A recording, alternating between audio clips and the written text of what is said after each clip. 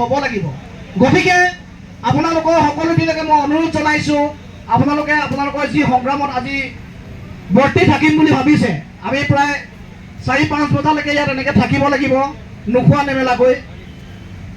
আমি নিজৰ কাৰণে যুঁজিছোঁ যেতিয়া নেকি আমি এনেকৈ থাকিবই লাগিব, আৰু আমাৰ যি অধিকাৰ সেই অধিকাৰ আমি কাঢ়ি আনিবই লাগিব।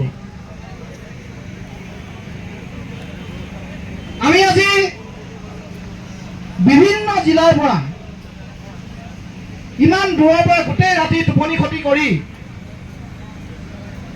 আমি ইয়াত উপস্থিত হৈছোহি, আৰু আমি এটা দিনজোৰা কাৰ্যসূচীৰে আমি চৰকাৰ বা NSM আমি দুইটাকে ক'ব বিচাৰিছোঁ যে আমাৰ ওপৰত যি অত্যাচাৰ কৰিছে জীৱিকা নামৰ এটা বহিৰাগত কোম্পানীয়ে, সেই বহিৰাগত কোম্পানীটোক চৰকাৰেই হওক বা NSMে হওক আমাৰ এই থলুৱা ল'ৰাবিলাকক যেনেকৈ শোষণ কৰিছে, আপোনালোকে ইয়াৰ ওপৰত চকু দিয়ক আৰু আমাক ন্যায় দিয়ক।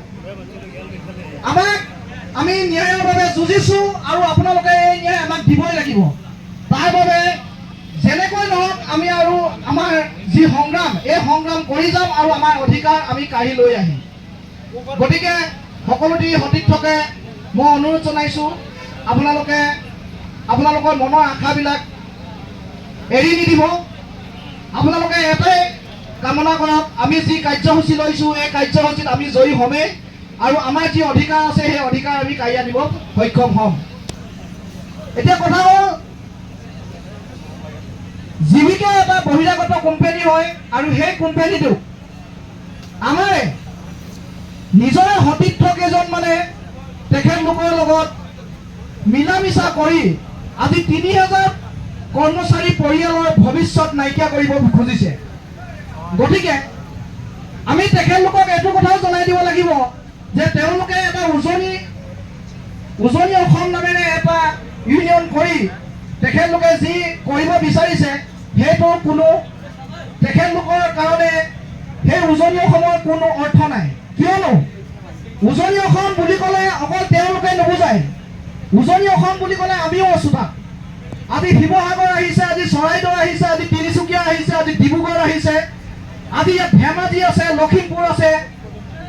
উজনি অসম বুলি ক'লে অকল তেওঁলোকৰ সেই মাত্ৰ 100জন মানুহক নুবুজায়। উজনি অসম বুলি ক'লে আমি এই যে উজনি অসম বুলি ক'লে আমি এই যে লখিমপুৰৰ পৰা যোৰহাটলৈকে বা নগাঁৱলৈকে যিমানখিনি মানুহ আছোঁ, তেওঁলোকে এটা প্ৰমাণ কৰিব পাৰিব নেকি যে মাত্ৰ এমুঠিমান মাত্ৰ 10টা-12টা ল'ৰা লৈ পিনি তেওঁলোকে এটা উজনি অসম ইউনিয়ন গঠন কৰিব পাৰিব? সেইটোতো সম্ভৱ নহয়, আৰু সেইটো কৰিবলৈ দিয়া নহ'ব। কিন্তু আমি এই প্ৰাঞ্জল শইকীয়া বুলি কয় মানুহজনক আমি হয়তো বহুত আগতেই তেখেতৰ কৰ্মকাণ্ডখিনি আমি আগতে গম পাব লাগিছিলে, কিন্তু আমাৰ যি গম পোৱা হ'ল তাক আমাৰ পলম হ'ল। তথাপিতো যি কি নহওক আমি এই উজনি অসমৰ গোটেই যিখন ইউনিয়ন আছে সেই ইউনিয়নত আমি ইমান গুৰুত্ব দিব নালাগে। আমাৰ যি কাৰ্যসূচী আছে সেই কাৰ্যসূচী আমি সুচাৰুৰূপে পৰিচালনা কৰিব লাগে, আৰু পৰিচালনা কৰি আমাৰ যি অধিকাৰ আছে সেই অধিকাৰ কাঢ়ি আনিবলৈ আমি ঐক্যবদ্ধ হ'ব লাগে।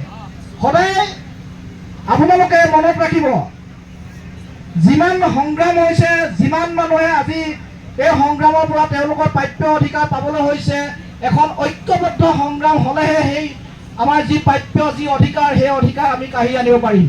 গতিকে আপোনালোকে নিজৰ অধিকাৰ আৰু প্ৰাপ্য যদি আনিবলগীয়া হয় তেতিয়াহ'লে এটা ঐক্যবদ্ধ সংগ্ৰামৰ কাৰণে আপোনালোকে আগবাঢ়ি আহিব, আৰু যেতিয়ালৈকে আমি এই অধিকাৰ আমি নাপাম তেতিয়ালৈকে আপোনালোকৰ এই ঐক্যবদ্ধ সংগ্ৰাম বৰ্তি ৰাখিব বুলি মই আশা ৰাখিছোঁ।